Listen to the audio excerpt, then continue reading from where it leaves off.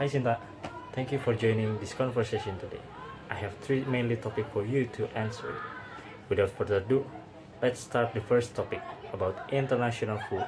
So, the first question is, can you easily find restaurant serve food from different countries in your area? Yes, I can.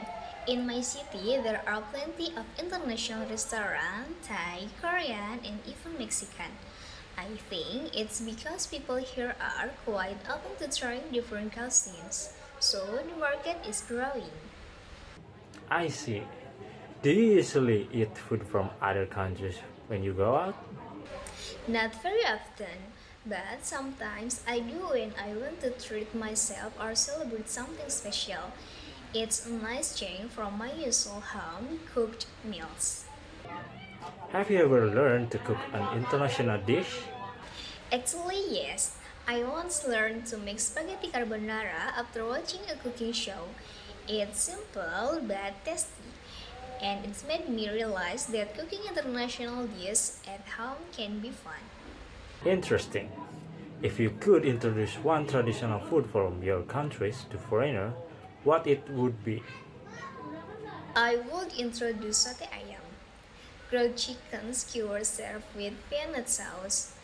It's a popular street food in Indonesia, and I think foreigners would love the smoky flavor and the red sauce. Now let's move to the second topic about describing aloud. Now I'd like you to describe aloud that you think is important. I'd like to talk about the law that requires people to wear helmets when riding a motorcycle. It was introduced years ago to improve road safety and reduce serious injuries in traffic accidents. The main reason for this law is that motorcycle accidents are very common in Indonesia, and head injuries can be fatal. By making helmets mandatory, the government hopes to protect riders and passengers. I think it's a very good law because it's simple but effective.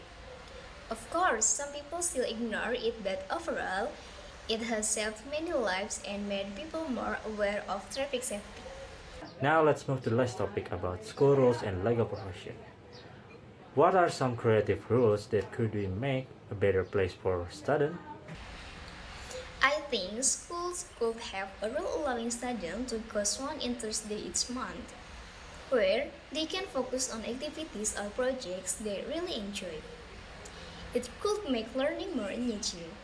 And how can school make sure the student follow the rules without feeling too restricted? Maybe by explaining how each rule benefits them and also giving some flexibility, like letting students suggest adjustment to rules if they have a good reason. Alright, what should happen if students repeatedly ignore the school rules? They could join community service activities so they can learn responsibility in a positive way instead of just getting detention. Now let's talk about the legal profession. What do you think attract people to work in this field despite the challenge? I think some people are drawn to the respect and stability the job offers, as well as the opportunity to help people solve legal problems. How can lawyer maintain a healthy work-life balance in such a demanding career?